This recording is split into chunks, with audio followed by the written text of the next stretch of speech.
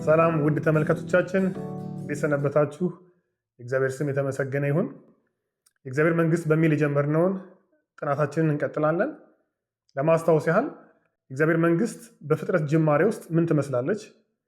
በሰው ፍጥረት መጀመሪያ በአዳምና በሔዋን ፍጥረት ውስጥ ማለትም በእግዚአብሔር መልክና አምሳል መፈጠራቸው ውስጥ የእግዚአብሔር መንግስት እንዴት ተገለጠች?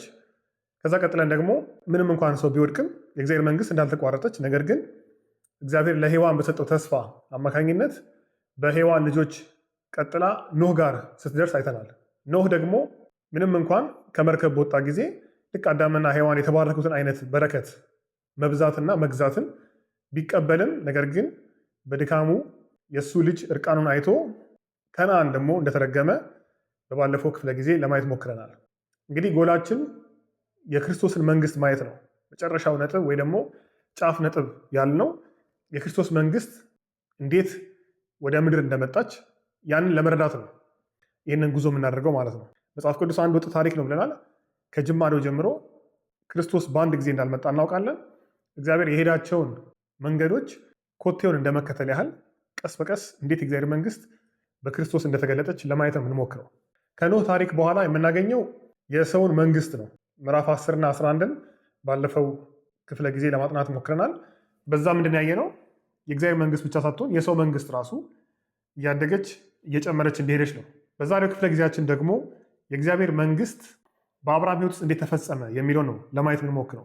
ዘፍጥረት ምዕራፍ 11 ላይ የሴምን ትውልድ ከተረከልን በኋላ ካስቀመጠ በኋላ ከቁጥር 27 ጀምሮ የታራን ትውልድ ይነግረንና አብርሃም ላይ ሲያቆም እናያለን። አሁን በማየት የምንጀምረው አብርሃም የተጠራበትን ታሪክ በማየት ነው።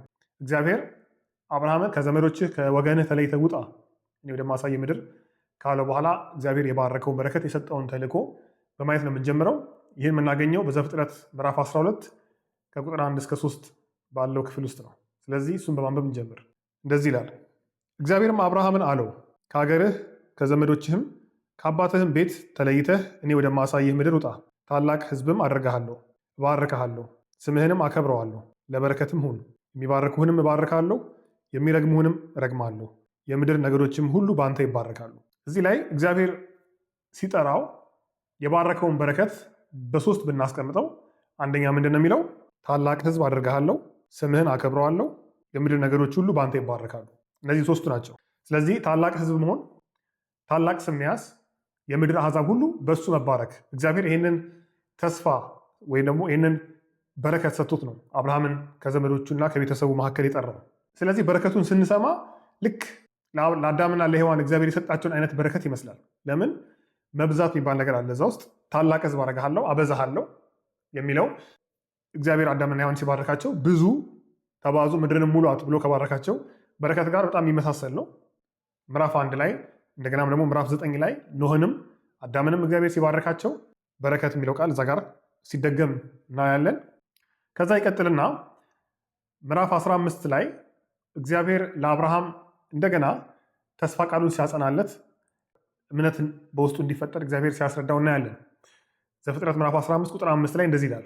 ወደ ሜዳም አወጣውና ወደ ሰማይ ተመልከት፣ ከዋክብትንም ልትቆጥራቸው ትችል እንደሆነ ቁጠር አለው፣ ዘርህም እንደዚሁ ይሆናል አለው። እግዚአብሔር ለአብርሃም ኪዳን የገባበት ምዕራፍ ነው ይሄ። አብርሃም በተጠራጠረ ጊዜ እግዚአብሔር የተናገረውን ተስፋ ቃል እንደሚፈጽምለት በኪዳን ያስረግጠበት ቦታ ነው። እዚህ ጋር ምንድን ያለው? ዘሩን ልክ እንደ ከዋክብትና እንደ ምድር አሸዋ እንደሚያበዛለት እግዚአብሔር ሲነግረው እናያለን። ስለዚህ አሁንም የምን ሀሳብ ነው የሚደገመው? የመብዛት። በዘፍጥረት ምዕራፍ 1 ላይ ብዙ የተባለው ምዕራፍ 9 ላይ ኖህን ሲባርከው ብዙ ብሎ እግዚአብሔር የባረከውን በረከት አሁን ለአብርሃም ሲቀጥል እናያለን። በዚሁ ምዕራፍ 15 ውስጥ ከቁጥር 8 ጀምሮ እስከ 21 ባለው ውስጥ እግዚአብሔር ለአብርሃም የገባው ተስፋ ምንድን ነው? አንደኛው ምድር እንደሚሰጠው ነው። የረገጠው ምድር እንደሚሰጠው ኦልሬዲ እግዚአብሔር ተናግሮት ነበር። አሁን ደግሞ ያጸናለት ይህ ምድር ድንበሩን ወሰኑ የት ድረስ እንደሆነ ለአብርሃምና ለዘሩ እግዚአብሔር ሊሰጥ ያሰበው ምድር ሲነግረው እናያለን። ካስታውሳችሁ የእግዚአብሔር መንግስት መግቢያ በሚል ስንሰራ ምንድን ያደረግነው? አንደኛ መንግስት ውስጥ ያሉ ገጽታዎች ብለን አንደኛው ምንድነው? ግዛት ነው ወይ ደግሞ ምድር ነው። መንግስት ካለ የሆነ የተከለለ ግዛት ወይ ደግሞ መሬት ያስፈልጋል ማለት ነው። ስለዚህ ሌላ የእግዚአብሔር መንግስት ሀሳብ የምናገኝበት ይሄ ነው። እግዚአብሔር ለአብርሃም ምድር እንደሚሰጠው ተስፋ በገባለት ጊዜ በዛ ውስጥ የእግዚአብሔር መንግስት እንዴት እንደምትገለጥ የሚያሳይ ነው ማለት ነው። ቀጥሎ የምናገኘው ምዕራፍ 22 ላይ እግዚአብሔር አብርሃምን በፈተነው ጊዜ ይስሐቅን እንዲያቀርብ አብርሃም ይህንን ፈተና በእምነት ካለፈ በኋላ እግዚአብሔር አብርሃምን ይባርከዋል። ቁጥር 17 ላይ እንደዚህ ይላል፣ በእውነት በረከትን እባርክሃለሁ፣ ዘርህንም እንደ ሰማይ ከዋክብትና በባህር ዳር እንዳለ አሸዋ አበዛዋለሁ። ዘርህም የጠላቶችን ደጅ ይወርሳል፣ የምድርም አሕዛብ ሁሉ በዘርህ ይባረካሉ፣ ቃሌን ሰምተሃልና። አሁንም ምንድን ነው የሚደገም እዚህ ጋር የምናገኘው ቃል? አንደኛው ምንድነው? በረከት እባርክሃለሁ ያለ እግዚአብሔር ይህንን ሀሳብ መልሶ ሲያስታውሰው እናያለን። ቀጥሎ ደግሞ አበዛሃለሁ፣ የመብዛት ሀሳብ ምን ያህል ሲሪየስ እንደሆነ ምን ያህል በእግዚአብሔር ፊት የከበረ ዓላማ እንደሆነ እግዚአብሔር ይህንን ሀሳቡን በአዳምና በሔዋን የጀመረውን ሀሳብ እንዳልተወ ያሳያል። አበዛሃለሁ። ቀጥሎ ደግሞ ዘርህ የጠላቶችን ደጅ ይወርሳል። ዘር የሚለው ሀሳብ ዘፍጥረት ምዕራፍ 3:15 ላይ የሔዋን ዘር የእባቡን ጭንቅላት እንደሚረግጥ በዘሯና በዘሩ መካከል ጠላትነት እንደሚሆን እግዚአብሔር ተናግረዋል። ስለዚህ አሁንም ዘርህ ሲል ይህንን የሔዋንን ተስፋ ያስታውሰናል። የሔዋን ዘር የተባለው አሁን የማዘር ነው? የአብርሃም ዘር ነው። ጠላት ደግሞ የተባለ ደግሞ ሌላ ደግሞ አለ። ልክ የእባቡ ዘር የሆኑት እነሱ ደግሞ ጠላቶች ናቸው። ይቀጥልና በምዕራፍ 17 ቁጥር 6 ውስጥ እግዚአብሔር አሁንም ተስፋ ይሰጠዋል። አሁንም ይባርከዋል። ምን ይለዋል? ቁጥር 6 ላይ እጅግም አበዛሃለሁ፣ ሕዝብ አደርግሃለሁ፣ ነገስታት ካንተ ይወጣሉ። እግዚአብሔር ምን ተስፋ ሰጠው? አንደኛ እንደሚባርከው፣ ሁለተኛ ሕዝብ እንደሚያደርገው ብዙ እንደሚያደርገው፣ ሶስተኛ ምድር እንደሚሰጠው፣ አራተኛ ነገስታት ደግሞ ከሱ እንደሚወጡ ይናገራል። ስለዚህ ነገስታት የሚለው ሀሳብ አሁን ሞር የእግዚአብሔር መንግስት የሚለውን ሀሳብ በግልጽ እያሳየን ይሄዳል ማለት ነው። ይሄ የንግስና ሀሳብ በአብርሃም ህይወት ውስጥ ራሱ የተገለጠ ነበረ። ማለት አብርሃም በከነዓን ምድር ውስጥ በነበረበት ጊዜ ልክ እንደ ንጉስ እንደተመላለሰ የሚያሳዩ ፍንጮች አሉ። ለምሳሌ ምዕራፍ 23 ቁጥር 6 ላይ ሳራ በሞተች ጊዜና አብርሃም እሷን ለመቅበር ስፍራ በጠየቀ ጊዜ የዛ ሀገር ሰዎች ያሉትን ነው የምናየው። ምዕራፍ 23 ቁጥር 6 እንደዚህ ይላል፣ ጌታ ሆይ ስማን፣ አንተ በእኛ መካከል ከእግዚአብሔር አለቃ ነህ። ከመቃብር ስፍራችን በመልካሙ ቦታ ሬሳህን ቅበር፣ ሬሳህን ትቀብር ዘንድ ከእኛ መቃብሩን የሚከለክልህ የለም። ምንድን ነው ያሉት እነሱ? አንተ ከእግዚአብሔር እንደ አለቃ ነህ። እንግዲህ አብርሃም እንደ መጻተኛ የተመላለሰው የራሱ እንኳን ቦታ አልነበረውም። እግዚአብሔር ተስፋ ሰጥቶታል ያንን ምድር ለሱና ለዘሩ እንደሚሰጥ። ግን በዛ ሰዓት የራሱ የሆነ የኔ የሚለው ቦታ አልነበረውም። ድንኳን እየተከለ ሲኖር ነው የምናየው። ግን በዛ ቦታ የነበሩ ሰዎች እንዴት ነው አብርሃም ያዩት የነበረው? እንደ አለቃ።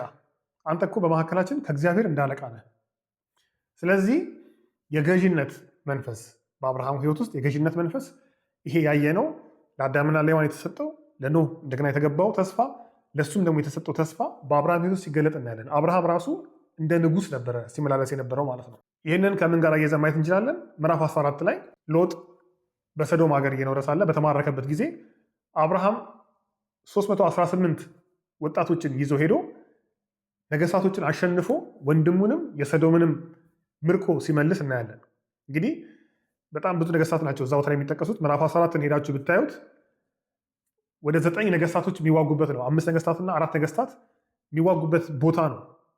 እነዚህ ሊያሸንፉ ያልቻሉትን አብርሃም 318 ወጣት ወንዶች ይዞ ሄዶ ልክ እንደ ንጉስ ተዋግቶ ሲያሸንፍ እናያለን። በምዕራፍ 24 ቁጥር 60 ላይም አብርሃም ሎሌውን ለልጁ ሚስት እንዲፈልግ ወደ ከለዳውያን ኡር በላከው ጊዜ ርብቃ በዚህ ሀሳብ እንደምትስማማ ይጠይቋታል፣ ቤተሰቦቿ ማለት ነው። ከዛ እሷ ይህንን ሀሳብ ከተቀበለች በኋላ ከመሄዷ በፊት የእሷ ቤተሰቦች ይመርቋታል። ቁጥር 60 እንደዚህ ይላል፣ ርብቃንም መረቋትና አንቺ እህታችን እልፍ አእላፋት ሁኚ፣ ዘርሽም የጠላቶችን ደጅ ይውረስ አሏት። እዚህ ጋር መረቋት የሚለው ባረኳት እንደማለት ነው። ምን አሏት? እልፍ አእላፍ ሁኚ ማለት ብዢ፣ ደግሞም ዘርሽ የጠላቶችን ደጅ ይውረስ። እግዚአብሔር አብርሃምን የባረከው ነው። ይሄ ምንድን ነው የሚያሳየው? አሁንም የርብቃ ዘር ማለት የአብርሃም ዘር ነው፣ የይስሐቅ ዘር ነው። የእሷ ዘር ምንድን ነው የተባረከው? እንዲበዛና እንዲገዛ። የሚገዛውም እነማንን ነው? የጠላቶችን ደጅ ነው። ስቲል አሁን የሚያስታውሰን የትኛውን ነው? የሔዋንን በረከት። የእሷ ዘር የእባቡን ራስ እንደሚቀጠቅጥ በሁለቱ መካከል ጠላትነት እንደሚኖር የተናገረው ነው የሚያሳየን። ስለዚህ ይሄ በረከት መደጋገሙ ምንድን ነው የሚያሳየው?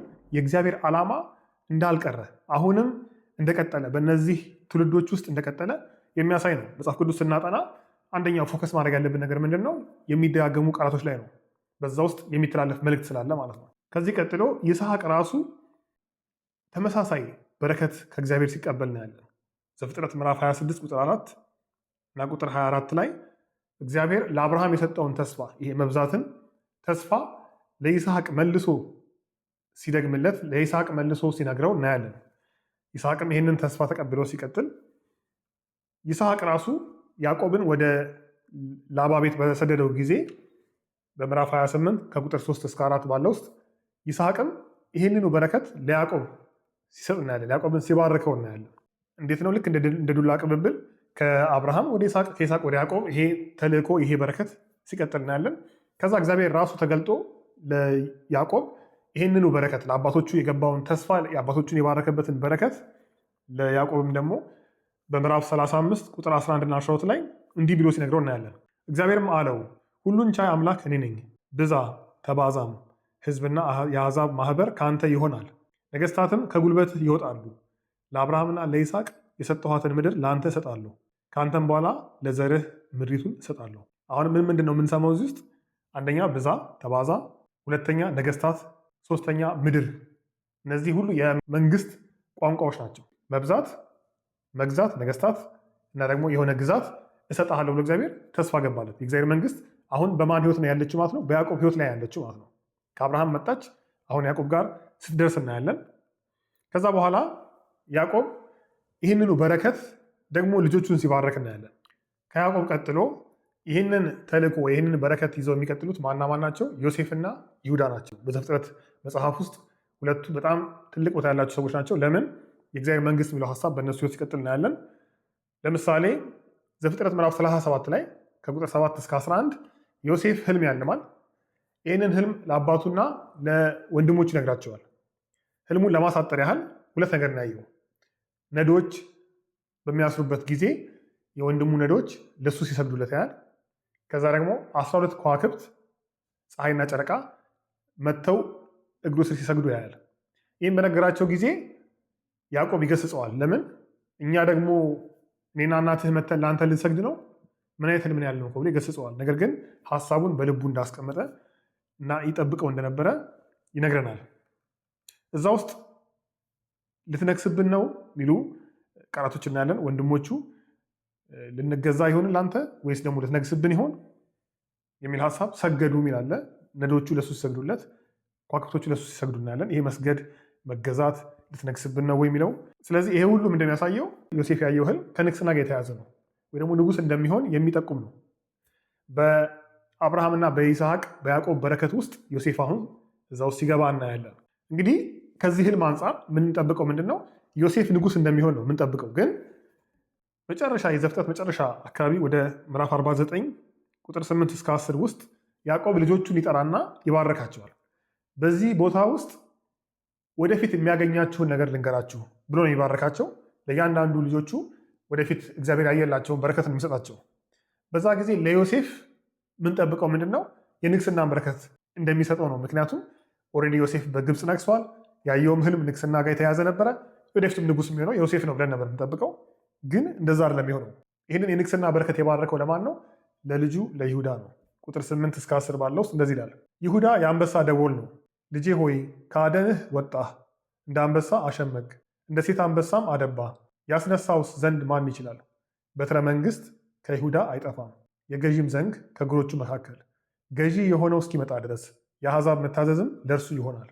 እዚህ ላይ እንግዲህ በትረ መንግስት፣ የገዢ ዘንግ፣ ገዢ፣ የአሕዛብ መታዘዝ፣ እነዚህ ሁሉ የሚያሳዩት የገዢነት ሀሳብ በማን ነው የታቀደው? በይሁዳ ህይወት የታቀደው።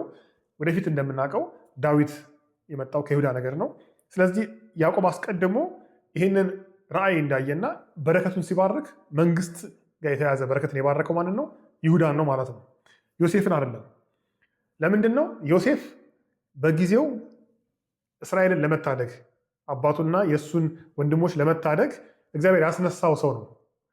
ወደፊት ግን የእግዚአብሔር ዓላማ ግን ንግስና በተመለከተ ነበረ በይሁዳ ነው እንጂ በዮሴፍ አልነበረም። ዮሴፍ ራሱ ለይሁዳ እንደ ጠቋሚ ሆኖ ነው ያለፈው። ይህንን በምን እናውቃለን? እዛው ዘፍጥረትን ስናጠና በዮሴፍ ታሪክ ውስጥ የይሁዳ ታሪክ ራሱ በጣም ትልቅ ቦታ ተሰጥቶታል። ለምሳሌ የዮሴፍ ታሪክ ምዕራፍ 37 ላይ ይጀምራል። ከዛ ምዕራፍ 39 ላይ ይቀጥላል። በመሀል ላይ ምዕራፍ 38 የይሁዳ ታሪክ ነው የገባው። ኢቭን ሀሳቡ ተቋርጦ ዮሴፍ ታሪክ ፍሎ እያደረገ እያለ መሀል ላይ እንደተቋረጠ ያስታውቃል። ምክንያቱም 38ን አውጥተን ከ37 ጀምሮ ብናነበው 39ን ብንቀጥል ሀሳቡ ፍሎ ያደርጋል እና በዮሴፍ ታሪክ ውስጥ የገባ ነው የይሁዳ ታሪክ ምዕራፍ 38 ማለት ነው። ከዛም ቀጥሎ ደግሞ ዮሴፍ ሲሸጥ ዮሴፍ ከነገሰ በኋላ ወደ ዮሴፍ በቀረቡ ጊዜ ወንድሞቹ ይሁዳ የሚናገረውን ንግግር በዛ ውስጥ ትልቅ ቦታ ተሰጥቶት እናያለን። ዮሴፍን ታሪክ ስታነቡ ከምዕራፍ 37 ጀምሮ ይሁዳ የተሰጠውን ቦታ ምን ያህል ታሪኩ ይሁዳ ላይ ፎከስ እንደሚያደርግ የይሁዳ ደግሞ ፕሮግረስ መጀመሪያ ከነበረበት ከትዕማር ጋር ያደረገውን ነገር ከዛም በኋላ እንዴት ይሁዳ ራሱ እየተቀየረ በዮሴፍ ታሪክ ውስጥ ይሁዳ ራሱ ትራንስፎርምድ እየሆነ መጨረሻ ላይ ይህን ንግስናን ተልእኮ ለመቀበል የበቃ ሰው ሲሆን እናያለን።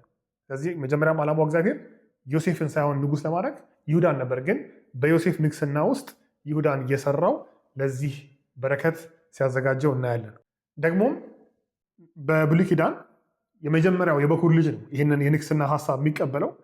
ግን ሮቤል የአባቱን ምንጣፍ ስላረከሰ ከዛ የተነሳ ከሮቤል ሲወሰድ እናያለን። ይሄ በረከት ስምዖንና ሌዊ ናቸው ቀጥሎ የነበሩት። እነሱ ደግሞ ተቆጥተው ያዕቆብ እየተጓዘ በነበረበት ጊዜ የሆነ አገር ሰዎች እንዳጠፉ ስለ እህታቸው ስለ ዲና መደፈር ተቆጥተው ይህን እንዳደረጉ እናያለን። በዛ ምክንያት ያዕቆብ በእነሱ ደስተኛ እንዳልሆነ መጨረሻም ሲባረክም ቁጣቸውን ሲጠቅስ እናያለን።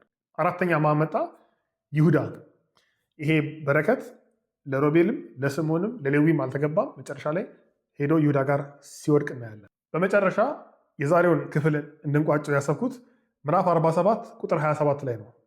ዮሴፍ በግብፅ እየነገሰ መሆኑን ያዕቆብ በሰማ ጊዜ የእሱን ዘሮች ልጆቹን ሁሉ ይዞ ወደ ግብፅ ሀገር ወደ ጌሴም ይመጣሉ፣ በዚያም ይቀመጣሉ። ምዕራፍ 47 ቁጥር 27 እንደዚህ ይላል፣ እስራኤልም በግብፅ ምድር በጌሴም ሀገር ተቀመጠ፣ ገዟትም፣ ረቡ፣ እጅግም በዙ።